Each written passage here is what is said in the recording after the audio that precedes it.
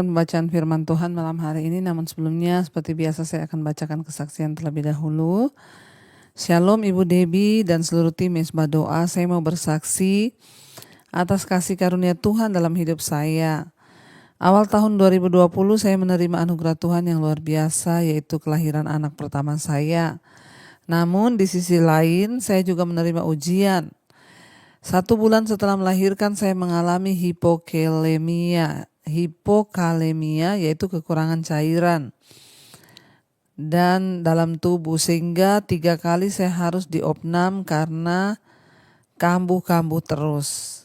Disitulah saya mulai mengalami kekhawatiran, kecemasan, ketakutan akan kematian yang begitu luar biasa. Ditambah lagi pada saat itu kasus COVID sedang tinggi-tingginya. Hanya ada pikiran negatif terus yang berkecamuk dalam pikiran saya. Belum lagi hubungan saya dengan suami sangat-sangat tidak baik saat itu. Kami sering bertengkar hampir tiap hari. Singkat cerita, pada suatu hari saya benar-benar sudah tidak kuat, Bu. Akhirnya saya membawa anak saya yang masih bayi untuk melarikan diri dan pulang ke rumah orang tua saya. Bukan hanya kesehatan dan hubungan saya dengan suami yang diuji pada saat itu. Ekonomi keluarga kami pun juga sedang diuji dan berada di titik paling rendah. Karena terlalu banyak masalah yang menimpa, kecemasan, saya pun menjadi semakin sangat-sangat terganggu. Akhirnya saya datang mencari psikiater, lalu saya diberi obat penenang. Namun saya seperti dibimbing oleh Roh Kudus untuk saya tidak usah minum obat penenang, tetapi saya harus mendekatkan diri kepada Tuhan saja. Dan saya percaya bahwa hanya dekat dengan Tuhan hati saya tenang. Akhirnya saya pun tidak jadi meminum obat penenang itu sama sekali. Saya mulai mencari Tuhan dan mendekatkan diri kepada Tuhan. Saya mendengarkan lagu-lagu rohani serta saya mencari khotbah-khotbah di YouTube. Dan akhirnya Tuhan menuntun saya bertemu dengan channel dari Ibu Debbie. Mulai dari situlah hati saya menjadi tenang, pikiran saya diubahkan, Bu. Saya tidak lagi memikirkan perkara-perkara duniawi ini saja. Saya juga tidak mau menyimpan kepahitan. Saya memilih untuk menyerahkan seluruh hidup saya di tangan Tuhan dan belajar mempercayai Tuhan. Amin. Dan puji Tuhan, satu persatu pergumulan saya Tuhan pulihkan. Ketakutan, kecemasan, kekhawatiran, semua itu hilang. Bahkan kesehatan saya mulai berangsur-angsur stabil dan membaik. Bahkan hubungan saya dengan suami juga menjadi baik dan ekonomi kami pun Tuhan bukakan pintu rezeki yang lebih baik. Saya mengucap syukur kepada Tuhan Yesus, saya juga mengucap syukur kepada Ibu Debbie atas semua pelayanannya yang sangat memberkati saya dan juga banyak jiwa. Doa kami semoga Ibu dan keluarga senantiasa diberikan kesehatan dan juga berkat yang melimpah.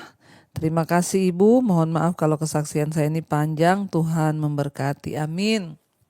Saudara, satu kesaksian yang sangat luar biasa yang benar-benar kita lihat menjadi bukti bahwa Tuhan itu hidup dan Tuhan itu ada dan Dia sanggup mengubahkan. Saudara bisa bayangkan ya, di awal pandemi mengalami banyak tekanan. Yang pertama, melahirkan anak yang pertama. Di saat keadaan kondisi keuangannya terpuruk di titik yang terendah, tiap hari berantem dengan suami, ya bahkan menderita sakit ya sehingga harus bolak-balik diopnam. Rasanya ya hidup seperti itu, saya percaya tidak enak sekali. Bahkan akhirnya ya diserang roh ketakutan, kecemasan, kekhawatiran, semuanya datang bertubi-tubi. Tapi Tuhan itu baik ya, dan akhirnya Dia mulai mencari ya makanan rohani bagi jiwanya. Tadinya sudah berkunjung ke psikiater. Ketemu psikiater ya pasti diberi obat penenang karena yang dibutuhkan itu ketenangan. Akhirnya dia memutuskan untuk mencari Tuhan. Ya, lalu mencari-cari di YouTube dan bertemu dengan channel saya. Puji Tuhan, setelah mendengarkan khotbah-khotbah ya bahkan ikut mesbah doa, jiwanya menjadi tenang, pikirannya menjadi tenang. Bahkan ketika hati dan jiwa tenang karena berjumpa Tuhan, sakit pun sembuh. Ya, segala sakit penyakitnya disembuhkan Tuhan, dan bukan hanya itu saja. Ya, hubungan rumah tangga suami istri dipulihkan Tuhan semakin baik, bahkan ekonomi keluarga pun dipulihkan, mendapat pekerjaan yang lebih baik. Saudara, dari sini kita melihat ya, ketika segala sesuatu kita mulai dari manusia batiniah, yaitu manusia roh kita, maka itu akan mempengaruhi ya alam nyata kita. Waktu seseorang berjumpa dengan Tuhan, rohaninya dihidupkan. Dia mulai mengimani janji Tuhan, dia mulai mempercayai janji Tuhan, dan firman itu terjadi. Ya, hingga dia disembuhkan, ketenangan, bahkan rumah tangga diberkati, bahkan diberi pekerjaan yang lebih baik. Kita punya Tuhan yang hidup. Mujizat ini bukan hanya terjadi bagi orang-orang tertentu, tetapi terjadi bagi setiap orang yang mau sungguh-sungguh percaya dan berserah kepada Dia. Karena itu, ya selalu saya katakan, ayo kita hidup sungguh-sungguh dalam pertobatan. Supaya hidup kita dipulihkan, karakter kita diubahkan, dan nasib kita pun akan diubah oleh Tuhan. Terima kasih Ibu buat kesaksiannya, sangat luar biasa dan memberkati setiap kami. Saudara, kemarin kita sudah belajar, sudah selesai ya di dalam Keluaran pasal 18 bagaimana ya mertua Musa, Yitro, mengunjungi Musa. Dan Musa bersaksi tentang pengalamannya bersama Tuhan. Itulah yang akhirnya membuat ya Yitro juga akhirnya datang kepada Tuhan, mempersembahkan korban kepada Tuhan. Ya, jadi kita bisa memakai kesaksian kita untuk membawa orang lain juga ya mengalami Tuhan dalam kehidupannya. Dan baik, sekarang kita akan lanjutkan dengan Keluaran 18 ayat yang ke-13, judul perikopnya di sana pengangkatan hakim-hakim. Keesokan harinya duduklah Musa mengadili di antara bangsa itu, dan bangsa itu berdiri di depan Musa dari pagi sampai petang.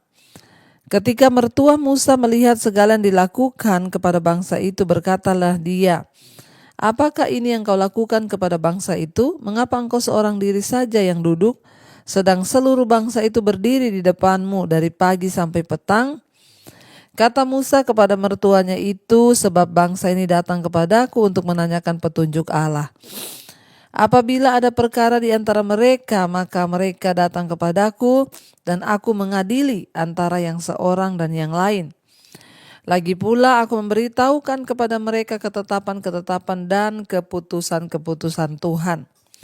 Kita lihat di sini saudara, ya Musa begitu menghabiskan begitu banyak waktu dan tenaga untuk mendengarkan keluhan-keluhan orang Ibrani, saudara, sehingga ia tidak dapat mengerjakan pekerjaan lainnya. Dan Yitro menyarankan agar Musa, ya nanti kita lihat di sana mertuanya, ya bertanya kepada Musa, "Musa, ya apa yang kamu lakukan? Bangsa Israel, orang-orang ini berdiri dari pagi sampai petang, ya sementara kamu itu duduk." Musa bilang, "Mereka ini datang kepadaku menanyakan tentang masalah-masalah kehidupan mereka. Jadi aku ini menyelesaikan segala persoalan yang mereka hadapi." Saudara bisa bayangkan saudara, ya seringkali kita ini merasa kita sendiri aja punya persoalan. Tapi bagi seorang yang dipilih Tuhan, ya kita ini dipilih, bahkan kita juga disuruh untuk menyelesaikan masalah hidup mereka. Saya ini setiap hari telepon ini berdering, bahkan ya puluhan ribu WA yang masuk saudara. Dan saya hanya seorang diri, saya tidak bisa memuaskan semua orang. Saya juga masih harus melakukan pelayanan yang lain, saya masih harus syuting, pelayanan ya onsite yang langsung, saya juga harus ya ada pelayanan Zoom, jadi saya mohon maaf kalau tidak semua bisa saya jawab satu persatu. Tetapi setiap hari saya konseling orang saudara, yang datang dengan masalah kepahitan, yang datang dengan banyak persoalan. Ya memang tidak mudah, tapi ya itulah panggilan Tuhan atas kita. Jadi saya juga berdoa supaya saudara, ya kenapa bangsa Israel dulu itu datang bertanya kepada Tuhan. Dan ayat ini berkata, Musa datang kepada Musa gitu ya. Kenapa bangsa Israel kalau ada masalah dulu datang mencari Musa? Dan dikatakan Musa berkata di sana, ya dan aku memberitahukan kepada mereka hukum-hukum Tuhan. Aku memberitahukan mereka itu ketetapan-ketetapan Tuhan. Ya, karena mereka datang kepadaku meminta petunjuk Allah. Ya, jadi apabila mereka berperkara di antara mereka, Musa bilang, maka mereka datang padaku dan aku mengadili mereka. Dan aku memberitahukan kepada mereka ketetapan-ketetapan dan keputusan-keputusan Allah. Zaman itu, kenapa bangsa Israel ya begitu banyak antri untuk dilayani oleh Musa? Ya, saya tidak menyalahkan karena pada waktu itu belum ada Alkitab. Hukum-hukum Tuhan itu Tuhan hanya berbicara lewat Musa. Ya, Tuhan memberitahukan jalan-jalannya lewat Musa. Kalau hari ini kita sudah punya Alkitab di tangan kita. Kita nggak perlu lagi bertanya kepada pendeta atau kepada siapapun karena kita bisa langsung membacanya. Ya, bahkan di zaman perjanjian baru, Yesus berkata, Roh Kudus diberikan bagi semua orang yang percaya. Jadi kita bisa datang langsung kepada Tuhan. Kalau zaman dulu mereka harus butuh perantara, saudara. Pada zaman dulu mereka memang harus melewati perantara karena Tuhan berbicara lewat satu orang. Tetapi hari-hari ini kita melihat Yesus berkata, bahkan aku memberikan Roh Kudus kepadamu. Roh Kudus yang akan mengajar, menuntun, membimbing. Jadi setiap kita punya masalah, kita bisa datang kepada Tuhan, mohon petunjuk Roh Kudus, kita baca Alkitab. Semua persoalan di hidup kita itu ada di firman Tuhan. Makanya saya selalu menganjurkan saudara baca Alkitab. Kenapa? Karena seluruh keputusan-keputusan Tuhan, hukum-hukum Tuhan, petunjuk-petunjuk Tuhan itu ada dalam firman Tuhan. Waktu kita mengalami masalah, berselisih dengan orang, kita baca firman. Firman Tuhan berkata jangan marah, jangan kepahitan, jangan iri hati. Jadi semua sudah ada dalam firman. Nah sekarang tinggal tergantung kita nih mau melakukan atau tidak. Jadi sekarang sebenarnya saudara, makanya saya bilang gak perlu lagi cari pendeta, gak perlu cari siapapun karena sudah ada firman di hadapan kita. Tinggal baca saja Alkitabnya, lakukan. Zaman dulu orang Israel antri berbondong-bondong cari Musa. Kenapa? Karena belum ada Alkitab. Ya, Tuhan berbicara hanya lewat Musa. Tapi sekarang Tuhan berbicara kepada kita semua. Ada Roh Kudus, ada firman Tuhan di depan kita yang dapat kita baca, saudara ya. Dan saudara dikatakan di sana Musa bilang kepada mertuanya, aku harus membantu menyelesaikan perkara-perkara mereka. Ayat 17. Tetapi mertua Musa menjawabnya, ya tidak baik seperti yang kau lakukan itu. Engkau akan menjadi sangat lelah, ya. Ya baik engkau baik bangsa ini juga beserta engkau, ya. Sebab pekerjaan ini, kata mertuanya, ya terlalu berat bagimu, takkan sanggup engkau melakukannya seorang diri saja. Jadi sekarang dengarkanlah perkataanku, aku akan memberi nasihat kepadamu dan Allah akan menyertai engkau. Adapun engkau wakilkanlah bangsa itu di hadapan Allah dan kuhadapkanlah perkara-perkara mereka kepada Allah. Kemudian haruslah engkau mengajarkan kepada mereka ketetapan-ketetapan dan keputusan-keputusan dan memberitahukan kepada mereka jalan-jalan yang harus dijalani dan pekerjaan yang harus dilakukan. Ya, di samping itu kau carilah dari seluruh bangsa itu orang-orang cakap dan takut akan Allah, ya orang-orang yang dapat dipercaya dan yang benci kepada pengejaran suap. Tempatkanlah mereka di antara bangsa itu menjadi pemimpin 1.000 orang, pemimpin 100 orang, pemimpin 50 orang, dan pemimpin 10 orang. Dan sewaktu-waktu mereka harus mengadili di antara bangsa.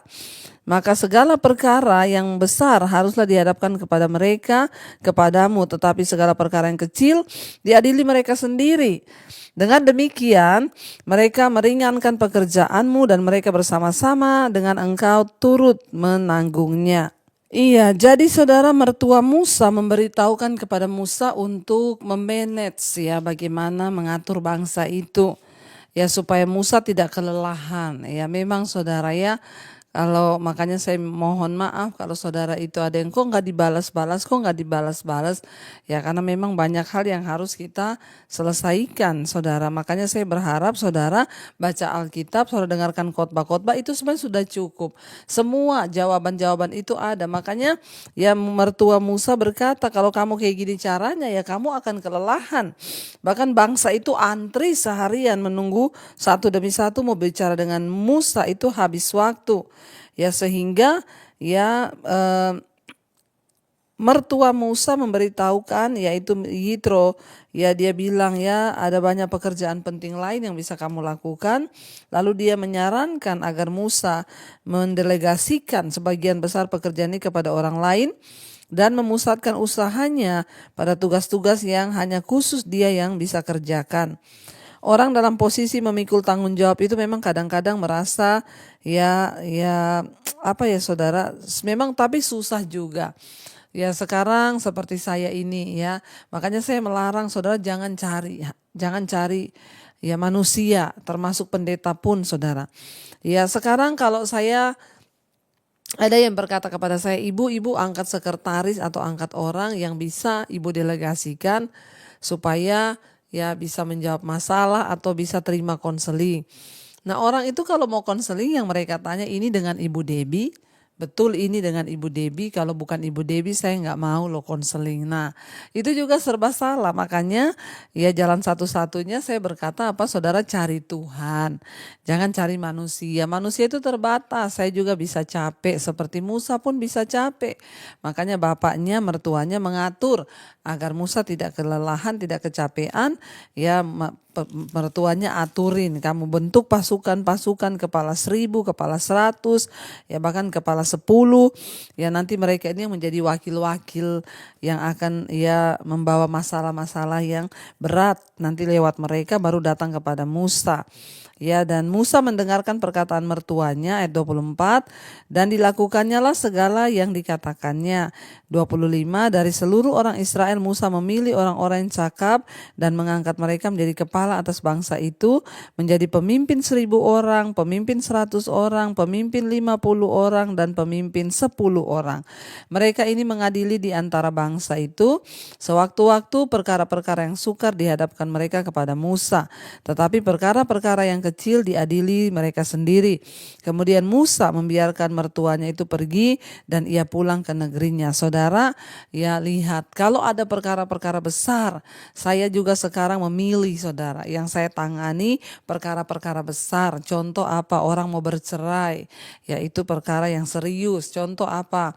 Orang mau bertobat, meninggalkan dosa, ini urusan jiwa. Tapi maaf, kalau yang ibu saya ada utang online, ibu saya ada ini, aduh maaf saudara ya, saudara bisa berdoa sendiri karena itu masalah-masalah kecil yang sebenarnya ya saudara datang kepada Tuhan, karena saya juga tidak bisa menolong. Saya melakukan yang penting-penting, tidak semua bisa saya layani. Karena itu saya selalu berkata carilah Tuhan, datanglah kepada Tuhan secara pribadi, baca Alkitab karena semua sudah ada di dalam firman Tuhan.